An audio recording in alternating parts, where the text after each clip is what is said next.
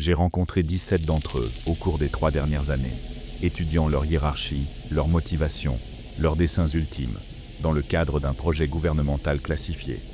Je les ai vus porter des visages humains. Je les ai entendus parler dans des langues qui font grincer les dents et brouillent la vue. Mais aucun d'entre eux ne m'a terrifié comme Asrin. Pas parce qu'il m'a menacé, pas parce qu'il a crié ou hurlé ou promis la damnation, mais parce qu'il m'a souri, comme s'il savait déjà comment tout cela allait se terminer. Je sais ce que ça donne à entendre. Croyez-moi, je le sais. Mais voilà le problème. Quand le gouvernement a frappé à ma porte, 2 semaines après que j'ai enterré ma fille de 9 ans, ils ne m'ont pas demandé si je croyais au surnaturel.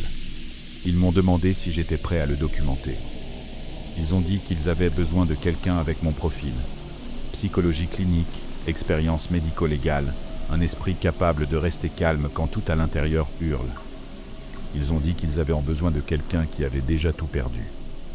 Et ils avaient raison. L'odeur m'a frappé la première, ce mardi matin d'octobre, avant même que je n'entre dans l'aile de confinement du fort d'Ettrick, dans le Maryland. Elle suintait à travers le système de ventilation, rampait le long des couloirs éclairés au néon comme quelque chose de vivant. Pas le soufre comme le prétendent les vieux grimoires, plus sucré.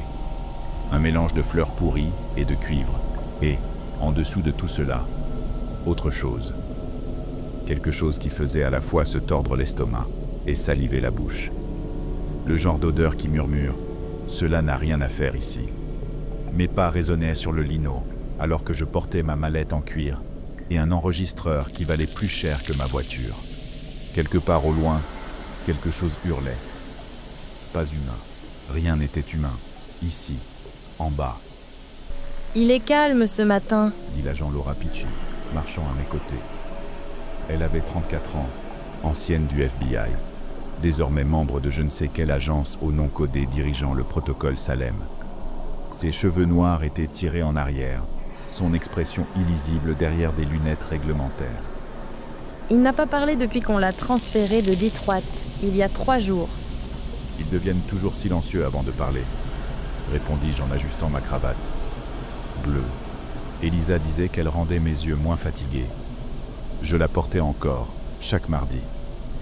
Quel est son niveau de confinement? Niveau 4. Cellule renforcée par des sigils, eau bénite dans le système de ventilation, 3 prêtres en service de prière rotatif. Laura jeta un œil à sa tablette. Des précautions standards, même si rien, chez celui-là, ne semble standard. Nous nous arrêtâmes devant une porte d'acier renforcée, marquée de symboles que j'avais appris à reconnaître sans jamais savoir les prononcer. À travers la petite vitre, je vis la salle d'entretien. Mur de béton couvert de marques protectrices, une table unique fixée au sol, 2 chaises face à face. L'une était vide, l'autre non. Il s'appelle Azrin, dit Laura à voix basse. Enfin, c'est le nom qu'il a donné à l'équipe de capture avant de les laisser le lier. Il n'a pas résisté, Isaac. Il a simplement souri et marché dans le cercle. Ces mots me glacèrent plus que tout ce qu'elle aurait pu dire. Combien de pertes lors de l'interruption du rituel? Demandai-je. Aucune. Et c'est bien ce qui m'inquiète. Je regardais de nouveau par la vitre. La chose assise sur la chaise semblait humaine, douloureusement humaine. 40aine peut-être. Cheveux poivre et sel, rasés de près, vêtus de la combinaison grise que nous fournissions aux entités manifestées physiquement. Il restait parfaitement immobile, les mains jointes sur la table, fixant le vide. Mais ses yeux, même à travers le verre blindé, je pouvais les voir. Ils étaient faux, pas rougeoyants, ni noirs, ni inhumains comme on pourrait l'imaginer, Hazel, normaux, humains, sauf qu'ils contenaient une intelligence plus ancienne que les montagnes, plus ancienne que la mémoire. Je resterai en observation tout du long, dit Laura en posant la main sur mon épaule. Un mot, un signe de détresse, et on inonde la pièce de tout ce qu'on a. Il ne me fera pas de mal, dis-je, surpris par la certitude de ma propre voix. Comment pouvez-vous en être sûr? Parce qu'il veut quelque chose. Ils veulent toujours quelque chose. Je poussai la porte. L'odeur m'enveloppa aussitôt. Cette pourriture douce et écœurante qui me fit monter les larmes aux yeux. Mais en dessous, il y avait autre chose encore. Des livres anciens, des bougies brûlantes, l'intérieur d'une église où je n'étais pas retourné depuis les funérailles d'Elisa. Azrine ne bougea pas quand j'entrais, pas un battement de cils. Je traversai la pièce, posai ma mallette sur la table et m'assis face à lui. La chaise métallique était glaciale à travers mon pantalon. « Je m'appelle Dr Isaac Dern », commençai-je d'une voix posée, professionnelle, comme si ce n'était qu'un entretien de plus. « Je suis ici pour vous poser quelques questions sur votre nature, vos origines et vos intentions. Vous n'êtes pas obligé de répondre, mais toute coopération sera notée dans votre. » « Votre fille s'appelait Elisa, » dit Azrine. Sa voix était douce, chaleureuse même, comme celle d'un professeur que j'avais jadis respecté, comme celle d'un père. Mes mains se crispèrent sous la table, les poings fermés. « Elle est morte il y a 2 ans, » Continua-t-il en penchant légèrement la tête. le 14 septembre, à 15h47. Le pick-up a grillé le feu rouge sur Riverside Drive. Le conducteur écrivait un message. Elle n'a rien vu venir. Cette information n'a aucun rapport avec l'entretien, dis-je. Mais ma voix se brisa à mi-chemin. Vraiment? Azrine se pencha en avant, et pour la première fois, il sourit. Un sourire bienveillant, compréhensif. Vous voulez savoir ce que je suis, Dr Dern. Mais vous ne pouvez pas comprendre ce que je suis, tant que vous n'avez pas compris ce que vous êtes. Un homme en souffrance. Un père avec un trou dans la poitrine qui ne se refermera jamais. Un être humain désespéré de donner un sens à un monde qui n'en a pas. Je sortis mon enregistreur de la mallette avec des mains tremblantes et le posai sur la table. La lumière rouge clignota. Pour le compte-rendu, dis-je lentement. Veuillez indiquer votre désignation et votre origine. Azrine fixa l'enregistreur un instant, puis releva vers moi ses yeux anciens et terribles. Je suis Azrine. J'ai porté 1000 noms à travers 10 000 ans. Je suis ce que les vôtres appellent un démon, bien que ce mot soit insuffisant. Je suis plus ancien que votre Christ, plus ancien que votre Bouddha, plus ancien que le premier homme qui leva les yeux vers les étoiles et se demanda si quelque chose le regardait en retour. Et quel est votre but? Mon but? Il rit. Un rire authentique, mais qui me fit frissonner jusqu'aux os. J'observe, Dr Dern, je témoigne. Je participe quand on m'invite. J'ai vu votre espèce bâtir des civilisations et les réduire en cendres. J'ai vu les empires se lever et s'effondrer comme des vagues sur la rive. J'étais là quand la peste noire a balayé l'Europe. J'ai vu des mères abandonner leurs enfants dans les rues. J'étais en Espagne lorsque l'Inquisition a décrété que le salut exigeait le feu et les cris. Il marqua une pause, pensif. J'étais dans les tranchées de la Première Guerre mondiale et dans les camps de la Seconde. Mais pendant ces guerres-là, je l'avoue, j'ai surtout laissé les vampires s'amuser. Ils apprécient davantage ce genre de chaos que moi. La mention désinvolte de vampires aurait dû me choquer. Elle ne le fit pas. Plus maintenant. Pas après 3 ans de ce travail. Vous prétendez avoir été témoin de ces événements, dis-je, retrouvant le rythme familier de l'interrogatoire. En étiez-vous la cause? Oh, Dr Dern! Azrine se renversa dans son siège, les mains ouvertes. C'est bien la question que tout le monde pose, n'est-ce pas? Est-ce le diable qui les a poussés à agir? Non, je n'ai pas créé la peste. Je n'ai ordonné aucune exécution. Je n'ai tiré sur personne. Je n'ai libéré aucun gaz. Votre espèce a fait tout cela toute seule. Alors qu'avez-vous fait? J'ai chuchoté, dit-il simplement. J'ai suggéré. J'ai rappelé aux gens ce qu'ils voulèrent déjà faire. Le moine qui détestait secrètement son abbé. Le soldat qui aimait un peu trop tuer. La mère qui regardait son nourrisson hurlant et se demandait, juste une seconde, quel son pouvait avoir le silence. Je n'ai pas créé ces pensées, docteur. Elles étaient déjà là. Je me suis simplement contenté d'enlever la bride. Ma gorge était sèche. Je saisis la bouteille d'eau que j'avais apportée, en bus une gorgée. Elle avait un goût métallique. Vous décrivez de la manipulation, dis-je, de la guerre psychologique. Je décris l'honnêteté, répondit Azrine sans détour. Ses yeux ne quittèrent pas les miens. Votre espèce construit d'immenses structures pour se cacher d'elle-même, loi, morale, religion. De magnifiques mensonges que vous vous racontez pour prétendre que vous n'êtes pas des animaux affligés du délire de la divinité. Je me contente de retirer le masque. Et vous considérez cela comme une œuvre noble? Je considère cela comme nécessaire. Il croisa de nouveau les mains, imitant ma posture avec une précision troublante. Dites-moi, docteur Dern, avez-vous déjà rencontré quelqu'un qui nous ait vraiment vaincus? Pas par la prière, ni par l'eau bénite, ni par les symboles griffonnés, mais par la seule force de sa volonté? J'hésitais.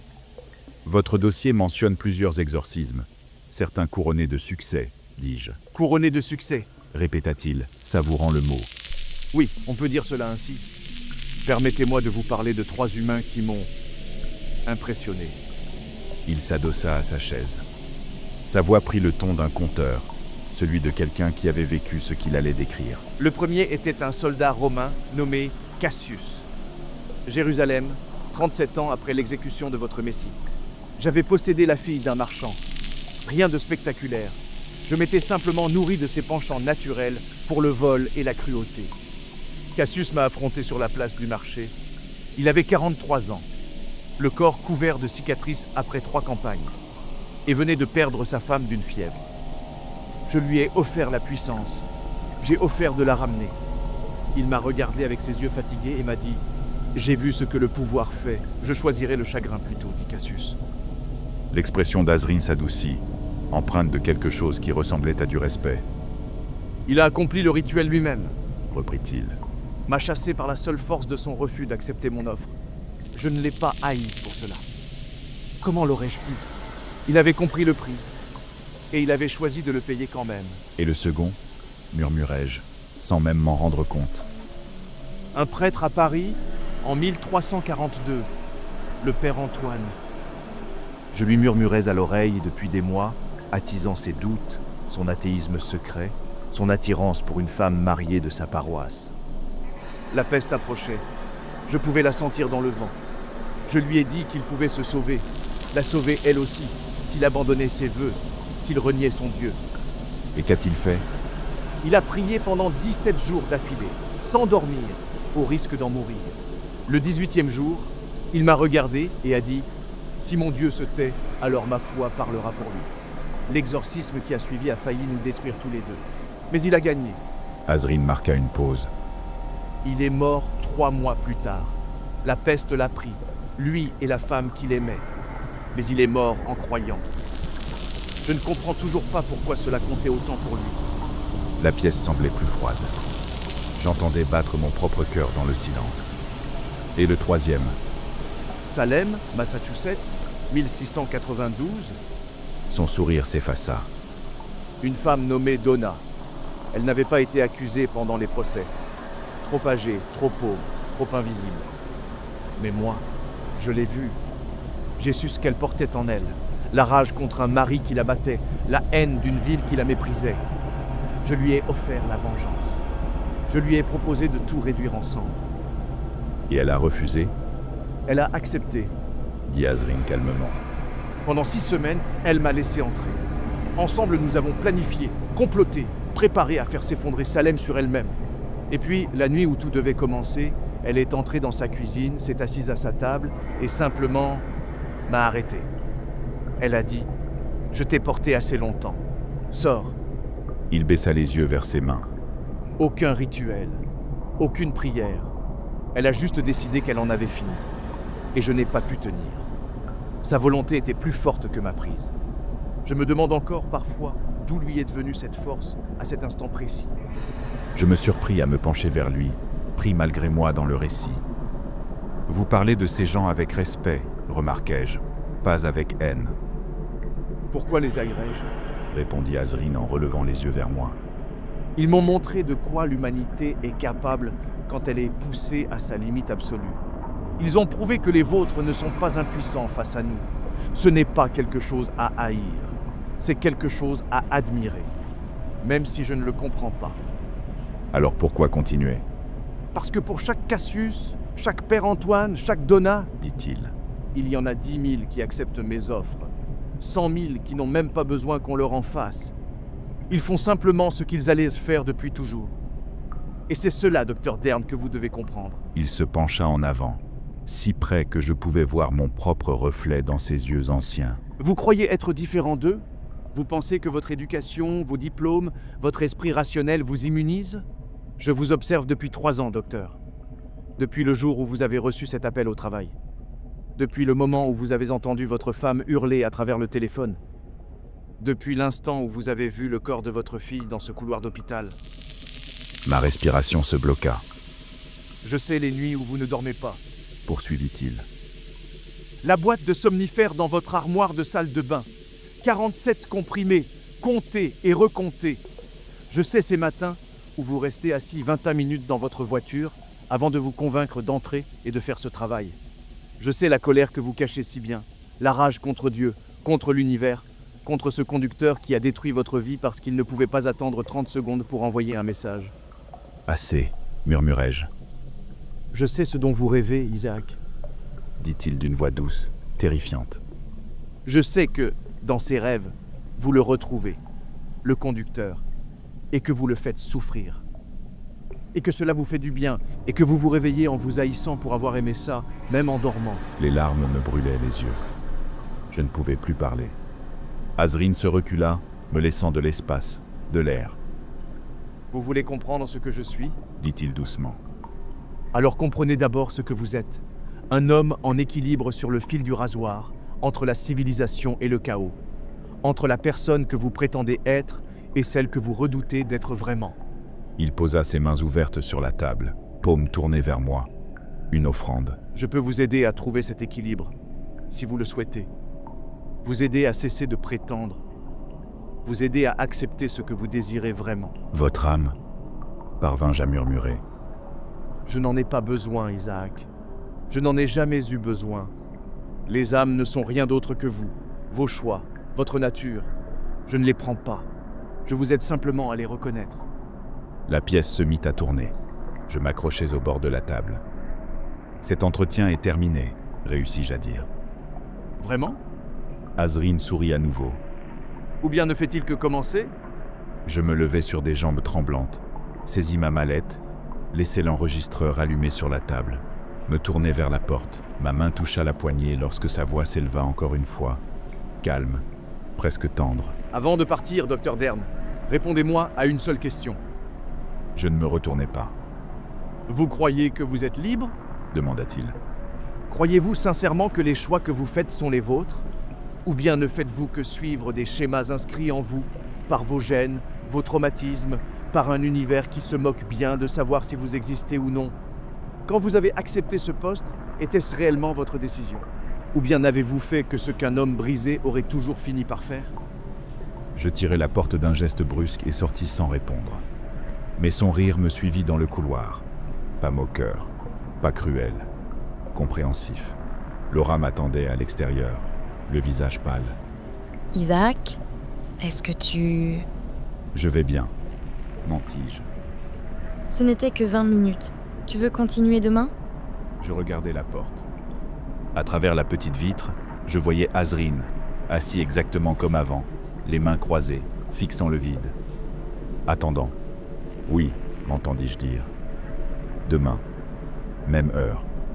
Parce qu'il avait raison sur un point. Tout cela ne faisait que commencer, et je devais savoir comment cela finirait, même si la réponse devait me détruire. Je ne dormis pas cette nuit-là. Chaque fois que je fermais les yeux, je voyais le visage d'Azrine. Ce sourire patient, ses yeux anciens, m'observant comme un spécimen sous verre. Et pire encore, j'entendais la voix d'Elisa, les mots qu'il avait murmurés. Des mots qui n'auraient jamais dû sortir de cette voiture broyée sur Riverside Drive. Papa, je ne sens plus mes jambes.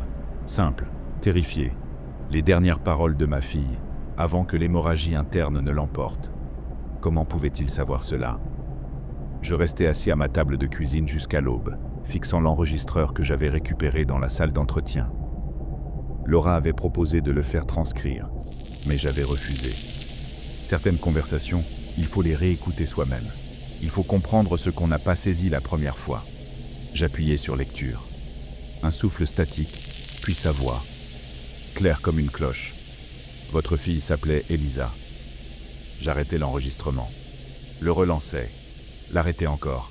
Mes mains tremblaient si fort que je faillis faire tomber l'appareil. Les somnifères dans l'armoire de ma salle de bain me murmuraient « 47 », comme il l'avait dit, juste assez. À la place, je fis du café et regardai le soleil se lever sur Arlington.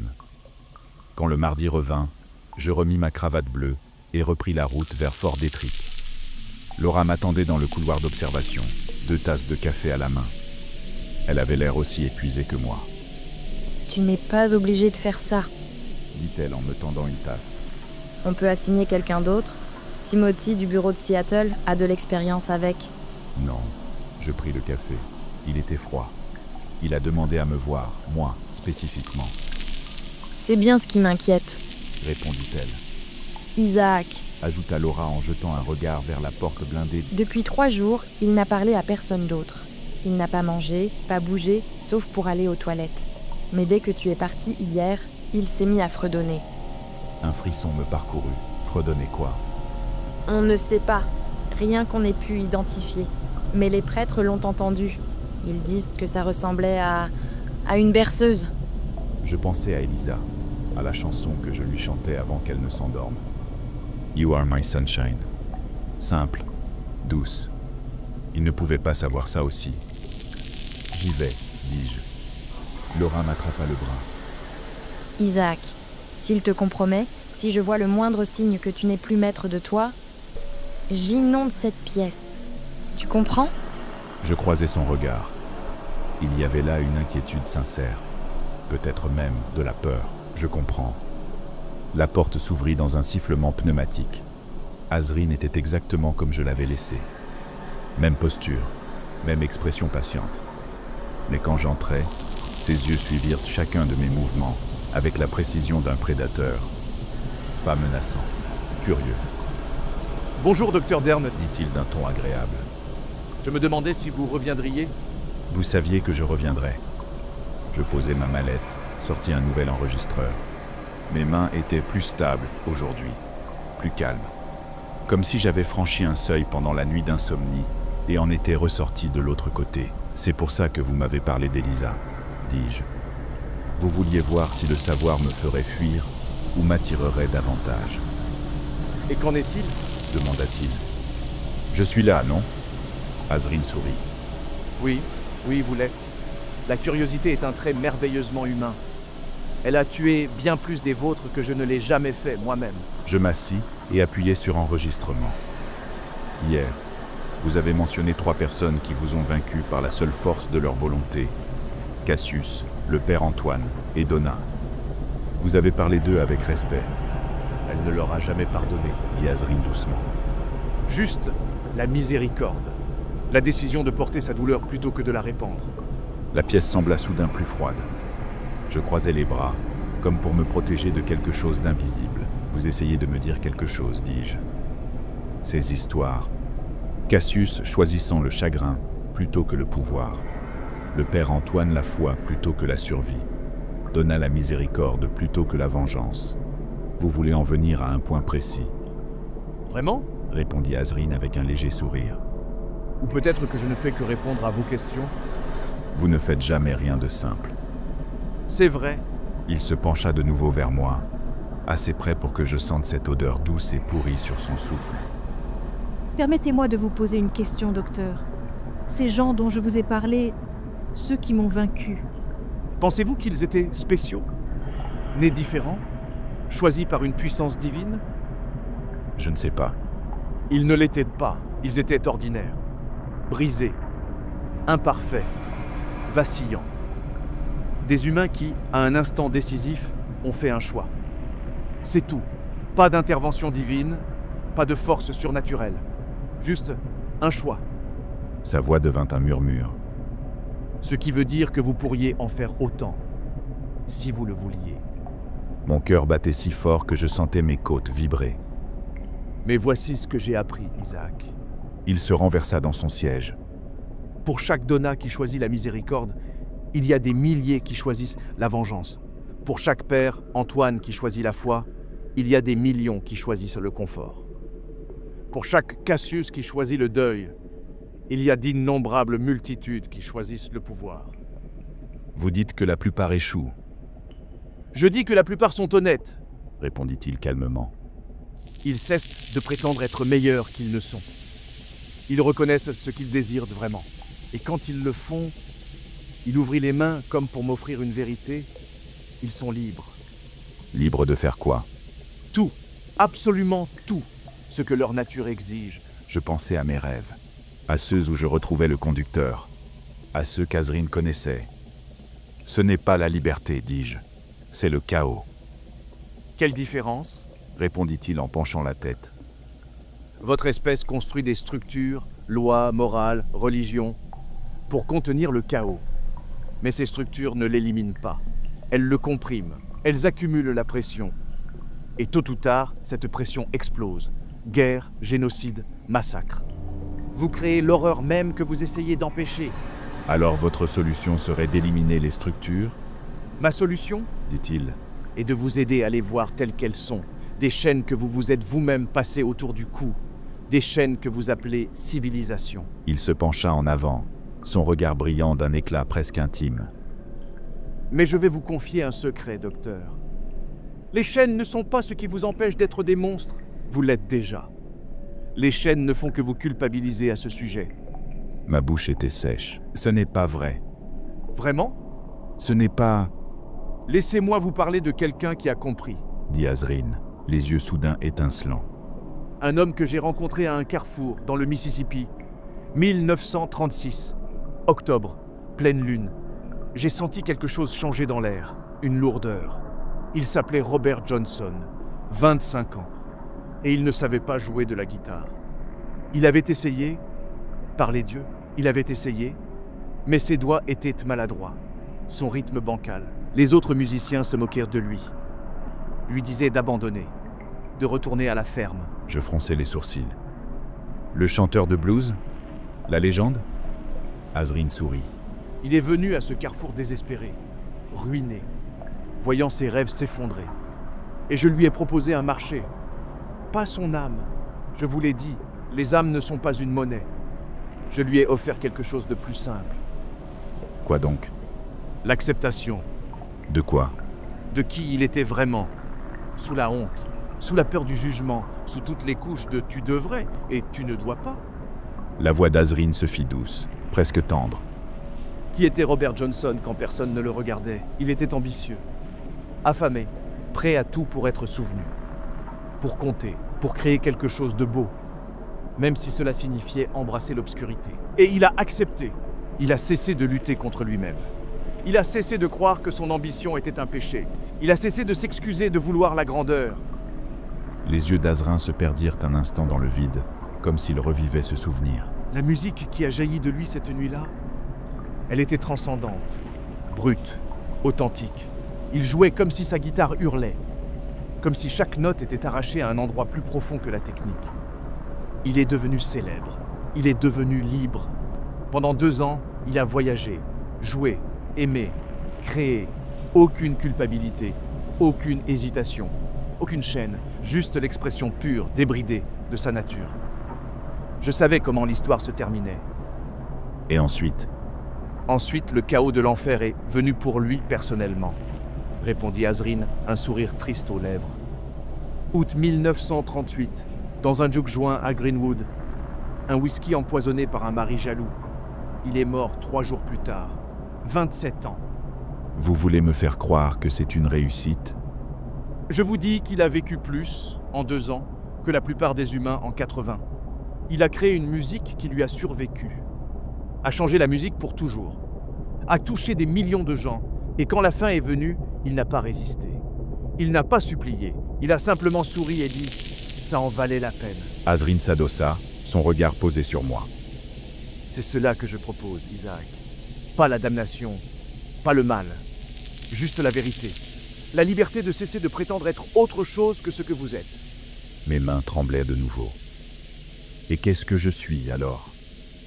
Un père qui veut se venger, un mari qui n'a pas su protéger sa famille, un homme noyé dans la culpabilité qui se punit jour après jour parce que l'alternative, accepter que les choses terribles arrivent au hasard, que vous n'aviez aucun contrôle, que la mort d'Elisa ne voulait rien dire, est trop terrifiante à affronter. Les larmes me brûlaient les yeux. Je peux vous libérer de cette terreur, dit Azrine d'une voix douce. Je peux vous aider à accepter le hasard, l'absence de sens. Cette vérité à la fois magnifique et terrible. Rien de ce que vous avez fait ou pas fait n'aurait rien changé. Vous n'êtes pas responsable. Vous pouvez cesser de porter ce poids. Et si j'accepte, parvins-je à murmurer. Qu'est-ce qui se passe ensuite? Alors, vous vivez. Vraiment. Pas cette demi-existence où vous vous punissez de respirer alors qu'elle ne le peut plus. Pas cette mascarade de deuil où vous portez la cravate bleue, marquez l'anniversaire et faites semblant de guérir. La véritable liberté. Sa voix se fit presque un souffle. Je peux vous montrer qui a vraiment tué votre fille, Isaac. Je peux vous donner son nom, son adresse, sa routine quotidienne. Je peux vous dire quand il est le plus vulnérable. Et ensuite? Ensuite, vous choisissez. Justice ou miséricorde, vengeance ou pardon. Mais ce serait votre choix, fait librement. En pleine conscience. La pièce tournait autour de moi. Je m'agrippais au bord de la table jusqu'à blanchir les jointures. Vous savez déjà qui c'est? Continua Azrin. Le conducteur. 22 ans, étudiant. Il a purgé 6 mois de prison dans le comté. Probation. Travaux d'intérêt général. Il est en vie en ce moment même, docteur. Il vit sa vie. Il ne pense probablement plus à Elisa. Il a sans doute oublié son nom. Je fermai les yeux. Je revis le petit cercueil descendre dans la terre. Vous rêvez de le retrouver. Dit Azrin calmement. De le faire comprendre. De le faire ressentir. De le faire payer comme il se doit. Et dans vos rêves, ça semble juste, n'est-ce pas? Légitime. Comme si l'univers rétablissait enfin l'équilibre de ses balances. Assez. Pourquoi? Parce que je décris quelque chose que vous désirez? Quelque chose dont vous rêvez? Ou parce que je vous force à affronter cette vérité? La miséricorde n'est pas dans votre nature. C'est juste une performance que vous avez apprise. J'ouvris les yeux. Je croisai son regard. Je sais ce que vous faites, dis-je, la voix rauque. Vous essayez de me manipuler, de me briser, de me faire douter de moi-même. J'essaie de vous libérer. En me retirant mon humanité? En vous montrant que l'humanité n'est pas ce que vous croyez. Répondit Azrin. Il se pencha en avant, ses yeux brillants comme des braises. Vous pensez être meilleur que Robert Johnson? Meilleur que Donna avant sa révélation? Vous croyez que votre vernis de civilisation vous rend fondamentalement différent des foules qui acclamaient les exécutions publiques? Des juges qui brûlaient des femmes à Salem? Des hommes qui ont commis les pires atrocités de l'histoire? Oui, soufflai-je. Alors vous vous mentez à vous-même, dit-il d'une voix douce, presque bienveillante. Et ce mensonge-là est la seule chaîne qui compte vraiment. Nous restâmes silencieux. L'enregistreur tournait toujours. Au-delà des murs, j'entendis de nouveau ces hurlements, lointains, constants, inhumains.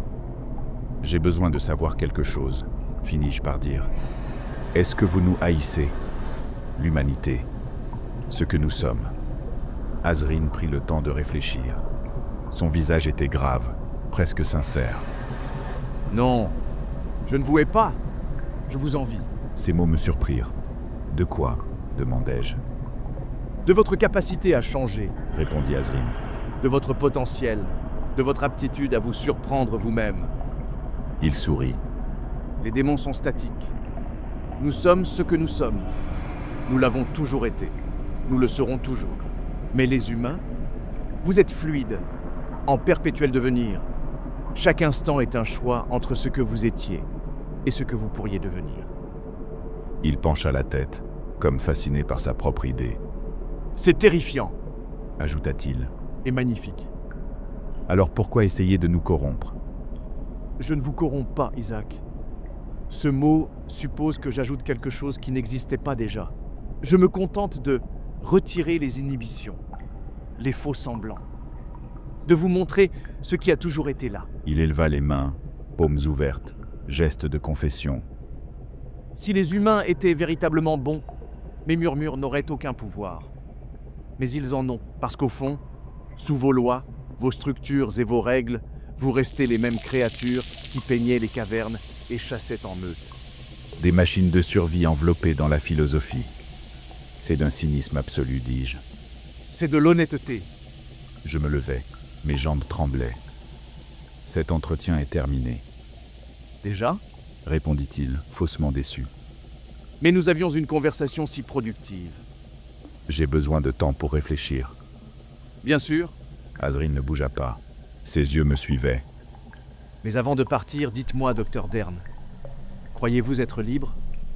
Pensez-vous sincèrement que le choix de quitter cette pièce, maintenant, vous appartient? Ou bien suivez-vous un script écrit par votre diplôme de psychologie, votre éthique professionnelle, votre peur de ce que signifierait rester? Je marchais vers la porte, la main sur la poignée, puis je m'arrêtais. Encore une question, dis-je sans me retourner. Oui?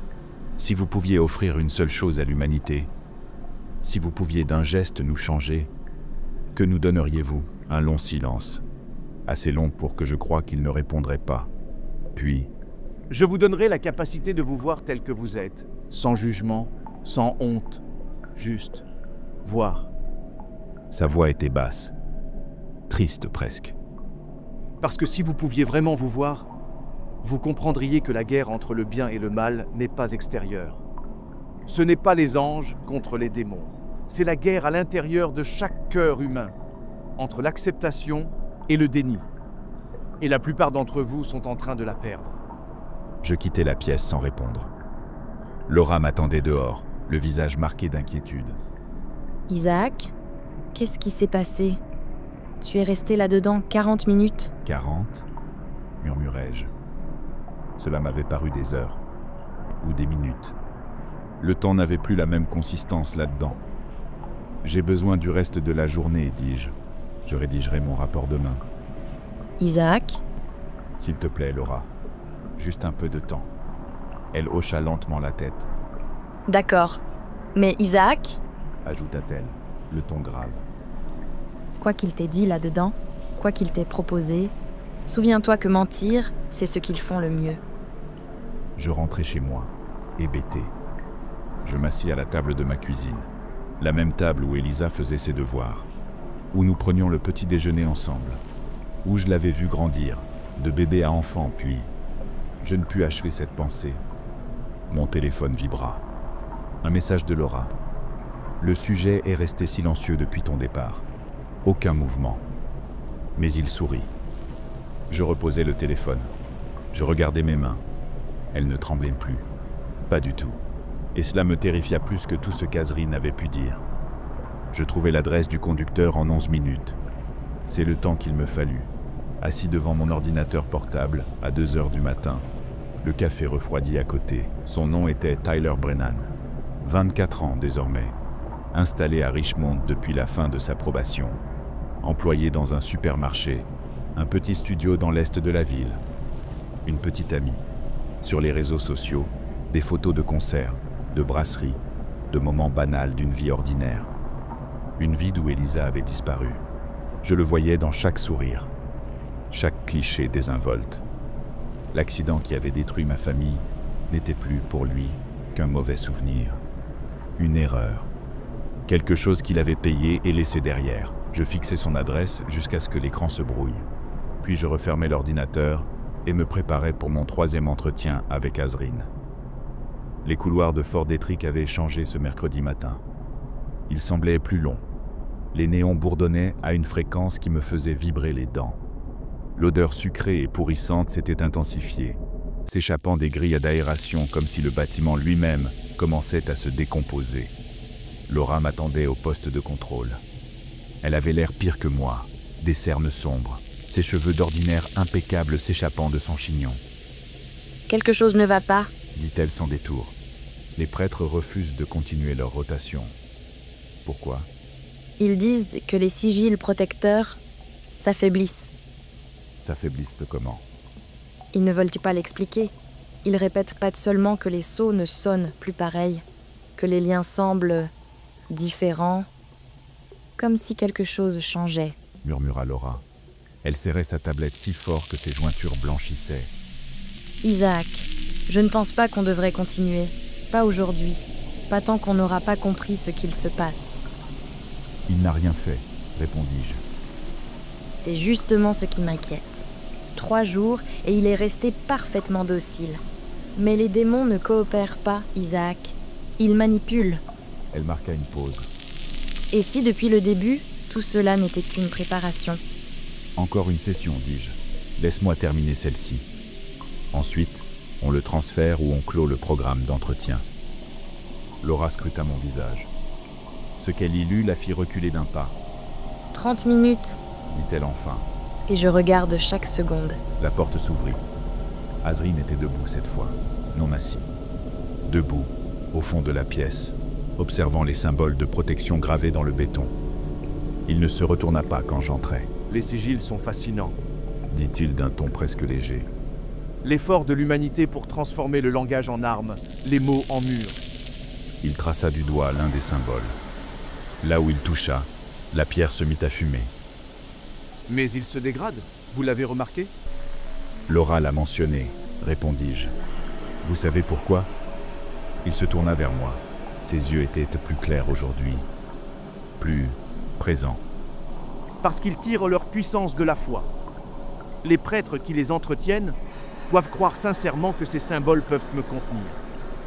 Et dernièrement, il sourit. Il doute.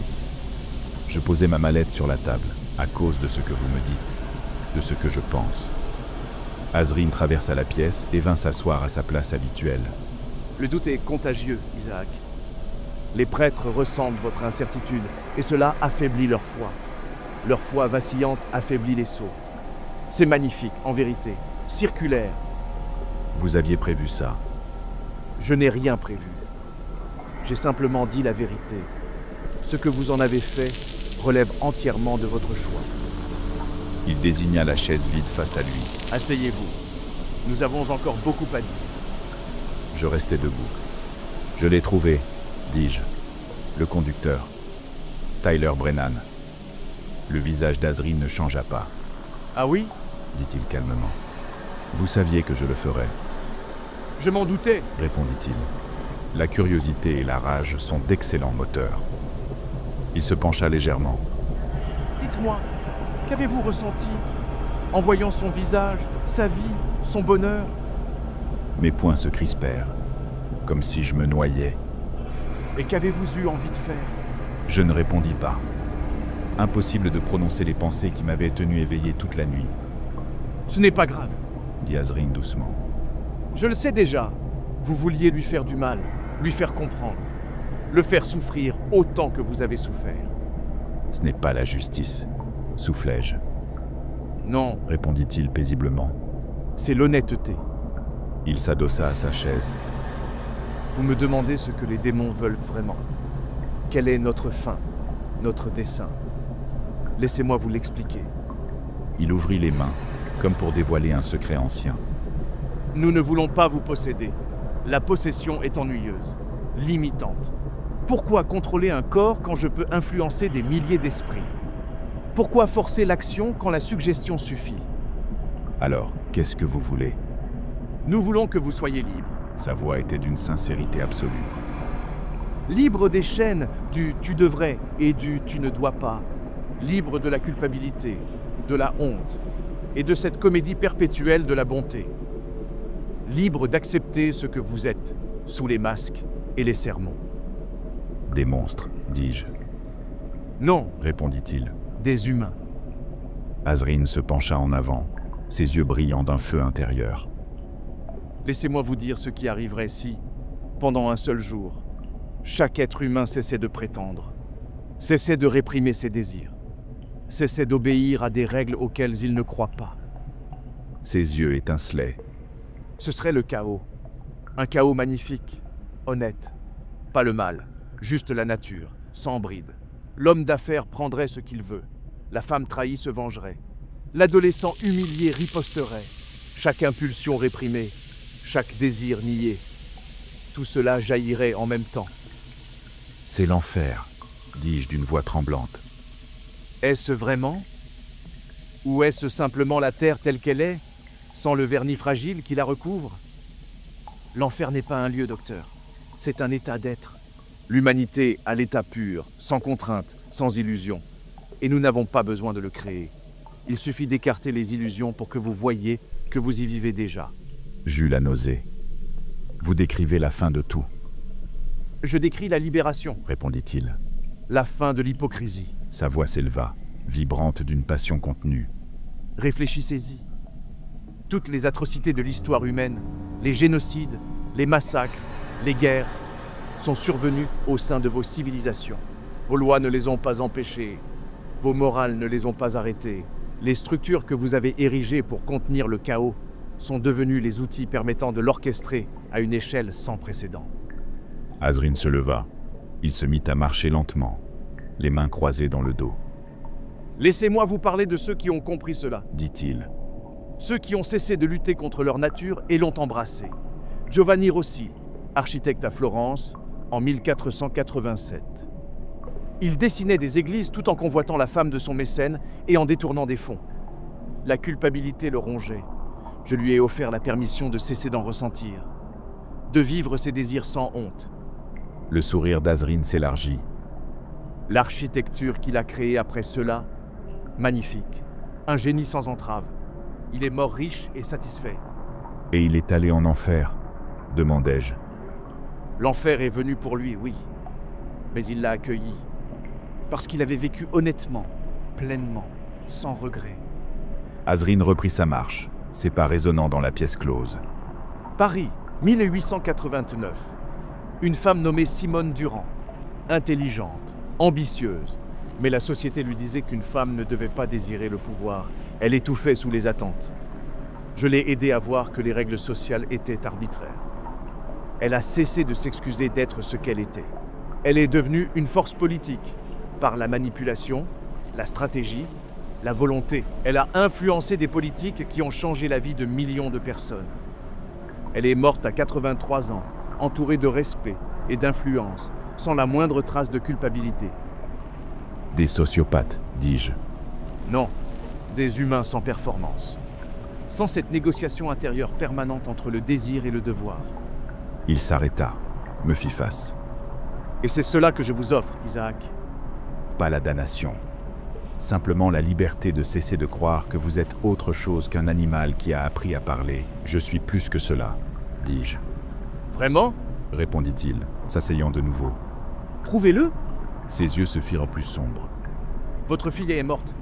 Un accident stupide causé par un gamin qu'il a déjà oublié. Il vit sa vie, heureux, libre. Pendant que vous vous torturez chaque jour avec une culpabilité inutile. Les larmes me montèrent aux yeux. Vous savez où il vit maintenant ? Poursuivit Azrin d'une voix basse, presque compatissante. Vous pourriez y aller, ce soir, demain. Le forcer à se souvenir, lui faire comprendre ce qu'il vous a pris. Et Isaac, cela vous semblerait juste, légitime. Et ensuite, demandai-je, est-ce qu'Elisa reviendrait ? Est-ce que la douleur cesserait ? Non, mais vous cesseriez de prétendre que cette douleur est noble. Vous arrêteriez de jouer le deuil pour enfin le ressentir, à nu, brut, réel. Ce n'est pas la liberté, soufflai-je, c'est la reddition. La reddition à quoi ? À notre propre nature. Azrin se pencha, les coudes sur la table. Dans toutes vos années à étudier la psychologie, qu'avez-vous conclu sur la nature humaine ? Je ne répondis pas. Les humains sont capables d'une gentillesse extraordinaire et d'une cruauté inhumaine, dit-il calmement. Souvent la même personne, le même jour. Votre empathie égale votre capacité à la violence. Vous n'êtes ni bon ni mauvais, Isaac. Vous êtes contextuel, situationnel, capable de tout selon les circonstances. Il ouvrit lentement les mains. Alors, quelle version est le vrai vous ? Le père endeuillé qui suit les règles ? Ou l'homme qui rêve de faire souffrir Tyler Brennan? Les deux sont authentiques. Je vous suggère seulement d'arrêter de prétendre que l'un est acceptable et l'autre non. La pièce se glaça. Je desserrai ma cravate. La bleue, celle qu'Elisa aimait. Vous avez dit que vous ne haïssiez pas les humains, que vous les enviiez. Pourquoi ? Parce que vous pouvez changer, répondit-il simplement. Évoluer, choisir différemment. Son expression s'adoucit. Moi, je suis ce que je suis. Fixe. Éternel. Mais vous êtes fluide. Chaque instant est un choix entre les vieux schémas et les nouvelles possibilités. C'est terrifiant et magnifique. Alors pourquoi voulez-vous corrompre cela ? Je ne veux pas le corrompre. Je veux le libérer, répondit-il, la voix vibrante de sincérité. Votre libre arbitre est enseveli sous des couches de conditionnement, de honte, d'éducation. Vous ne faites pas de choix libre. Vous suivez des scripts écrits par vos parents, votre culture, vos blessures. Je veux seulement vous aider à voir ces scripts pour que vous puissiez décider si vous voulez encore les suivre.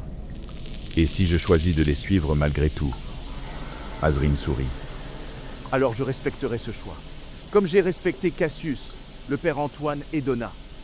La véritable liberté inclut celle de choisir la retenue. Nous restâmes un moment en silence. L'enregistreur tournait toujours, son témoin rouge clignotant faiblement. Toute cette conversation, dis-je enfin, est-ce que vous m'avez manipulé, menti, ou dit la vérité? Azrine sourit plus largement. Les deux. J'ai été absolument honnête sur ce que je suis et ce que je veux. Mais l'honnêteté, docteur Dern, Il inclina légèrement la tête. est la manipulation la plus efficace qui soit. La vérité sans contexte, des faits disposés de manière à orienter la conclusion. Azrine sourit. Je ne t'ai pas menti une seule fois, Isaac. J'ai simplement été très sélectif sur les vérités que j'ai choisi de souligner. Dans quel but? Pour te donner un choix, un vrai, avec toutes les informations nécessaires. Il se pencha vers moi, la voix basse. Tu peux quitter cette pièce et continuer à jouer ton rôle. Suivre ton script. Réprimer ta colère et appeler cela la guérison. Faire semblant que le bonheur de Tyler Brennan n'est pas une insulte personnelle à la mémoire d'Elisa. Sa voix se fit plus douce, presque un murmure. Ou tu peux cesser de faire semblant. Accepter que tu ne guéris pas, que tu ne pardonnes pas, que tu veux la vengeance et qu'il n'y a rien de mal à un désir honnête. Tu peux être libre, Isaac. Et si ma nature me pousse à blesser les autres? Alors au moins, ce sera sincère. Il vaut mieux être un monstre honnête qu'un saint menteur. Au moins, le monstre sait ce qu'il est. Je me levai. Mes jambes tremblaient, mais elles tenaient bon. J'ai besoin de réfléchir à tout cela. Bien sûr. Azrine ne bougea pas, toujours assis, calme, patient. Mais avant de partir, permets-moi de te faire une dernière proposition. Il posa ses mains à plat sur la table, comme un prêtre sur l'autel. Cesse de te punir pour la mort d'Elisa. Accepte que tu n'avais aucun contrôle. Aucun remords, aucune souffrance ne changeront ce qui est arrivé. Libère-toi de cette douleur. Pas en l'oubliant, mais en comprenant que porter ce poids ne sert à rien, sinon à te donner l'illusion que tu l'honores. Sa voix s'adoucit encore, presque tendre. Tu ne l'honores pas, Isaac. Tu te hantes toi-même. Et je peux t'aider à arrêter. Les larmes coulèrent sur mes joues. Et qu'est-ce que tu y gagnes? La satisfaction de voir un humain de plus embrasser sa nature, vivre honnêtement. Il sourit. C'est tout ce que j'ai jamais voulu, l'honnêteté. Que les humains soient enfin ce qu'ils sont, au lieu de ce qu'ils prétendent être. Je me dirigeais vers la porte, la main sur la poignée. Je m'arrêtai. Pourquoi moi? Demandai-je sans me retourner. Pourquoi passer autant de temps avec moi? Parce que tu es proche, Isaac. En équilibre, juste au bord, entre l'acceptation et le déni. Et je suis curieux de voir de quel côté tu tomberas. J'ouvris la porte. C'est alors que je les entendis. Le son commença bas, tellement bas que je le sentis d'abord dans ma poitrine, avant de l'entendre avec mes oreilles. Un grondement, un rugissement sourd, quelque chose de primal, d'ancien, de profondément faux. Tu entends ça? Demanda Azrine, parfaitement calme. Les lumières vacillèrent, puis s'éteignirent. L'éclairage d'urgence s'alluma, inondant la pièce d'un rouge sanglant. La voix de Laura grésilla dans l'interphone, affolée. Isaac, sors de là, quelque chose. Le reste fut avalé par un bruit de statique. Le grondement s'amplifia, se rapprocha. Je pouvais entendre des griffes, désormais. Des griffes raclant le béton. Plusieurs. Elles tournaient autour. Ils sont venus pour moi, dit Azrine, se levant lentement. Il ne semblait pas inquiet. Il semblait satisfait. juste à l'heure. Qu'est-ce que c'est? Parvins-je à articuler. Les chiens de l'enfer. Répondit-il, avec un sourire presque admiratif. De magnifiques créatures, loyales, persistantes. Il s'avança vers le centre de la pièce. Je suis resté trop longtemps ici. J'ai trop parlé. Ils viennent me ramener chez moi. Le crissement se fit plus fort. Puis je les vis, pas clairement, des silhouettes, déformées par la lumière rouge, massives, quadrupèdes. Leurs yeux brûlaient comme des braises. Une fumée noire, ou une ombre vivante, s'échappait de leur corps, masquant les détails. Elles étaient là et ailleurs à la fois. L'une d'elles entra complètement dans la pièce. Ses mâchoires étaient mauvaises. Trop de dents, disposées en spirale. Son souffle empestait le poil brûlé et la viande pourrie. Elle me fixa, avec une intelligence qui me fit vaciller de peur. Puis elle tourna la tête vers Azrin et s'assit, docile, en attente. « N'aie pas peur, » dit Azrin. « Elles ne te feront aucun mal. Tu n'es pas celui qu'elles sont venues chercher. » Le sol sous lui commença à s'assombrir. Pas une ombre. Quelque chose de plus profond. Un vide. Une absence. La réalité elle-même s'effaçait, dévoilant ce qu'il y avait dessous. Rien. « Je suppose que c'est un adieu, docteur Dern, » dit Azrin calmement. « Merci pour ces conversations. Elles furent éclairantes. »« Attends, soufflai-je. Est-ce que tu es puni pour m'avoir parlé ?» Azrin rit. Un vrai rire. Franc. « Puni? Non, Isaac. Je suis rappelé, » dit Azrin. « Il y a une différence. J'ai accompli ce pourquoi j'étais venu. J'ai planté les graines. À présent, je rentre chez moi. » D'autres molosses surgirent du néant. 6, 10, des dizaines. Ils prirent place autour de lui, formant un cercle parfait, immobile, silencieux. Le vide sous ses pieds s'élargit. Je pouvais voir à l'intérieur, ou du moins, j'essayais. Mes yeux refusaient de faire la mise au point. Mon cerveau refusait d'accepter ce qu'il percevait. C'était l'infini lui-même, comprimé en un trou dans le sol. « Une dernière question, » dit Azrin, alors que ses pieds commençaient à s'enfoncer dans l'abîme. « Êtes-vous libre, docteur Isaac Dern? Vraiment libre? Ou bien suivez-vous simplement les schémas inscrits en vous par le traumatisme, la culture, la biologie? Ces schémas que vous appelez choix, parce que l'alternative, admettre que vous ne décidez de rien, serait trop terrifiante? » Je ne pus répondre.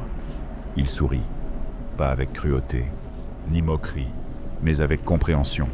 « Ce n'est pas grave, » murmura-t-il. « Vous finirez par comprendre. Et quand ce sera le cas, quand vous choisirez enfin, peu importe la voie, souvenez-vous que j'ai été honnête avec vous, mot pour mot. » Les molosses se levèrent d'un même mouvement. Leurs gueules s'ouvrirent, trop grandes, impossibles. Des gorges sans fond, avalant la lumière. Elles mordirent l'air autour d'Azrin, ou peut-être le dévorèrent lui, ou la réalité elle-même. Les lois de la physique s'effondrèrent. Ils l'attirèrent vers le bas, sans violence, presque avec douceur, comme s'il guidait un voyageur fatigué sur le chemin du retour.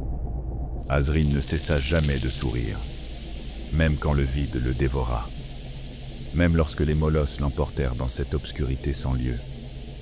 Il me regarda tout le temps, ses yeux anciens accrochés aux miens, puis il disparut.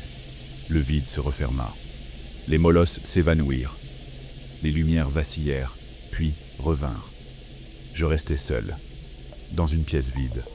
L'odeur de pourriture avait disparu. Le poids oppressant s'était levé. La porte explosa soudainement. Laura entra, arme au poing, suivie de plusieurs agents de sécurité. « Isaac !» cria-t-elle, me saisissant par les épaules. Que s'est-il passé? On a perdu tout contact pendant... Il est parti, dis-je. Ma voix me semblait lointaine, creuse. Ils l'ont ramené chez lui. Tu es resté ici 20 minutes, Isaac, dit-elle. On essayait d'ouvrir la porte, mais elle était scellée de l'intérieur. Elle balaya la pièce du regard. Mais... il n'y a personne? Je sais. Elle me fixa longuement. Qu'est-ce qu'il t'a dit? Il m'a demandé si j'étais libre. Et tu lui as répondu quoi? Je ne répondis pas. Cette nuit-là, je restais assis à ma table de cuisine, la même où Elisa faisait ses devoirs. Mon ordinateur était ouvert devant moi.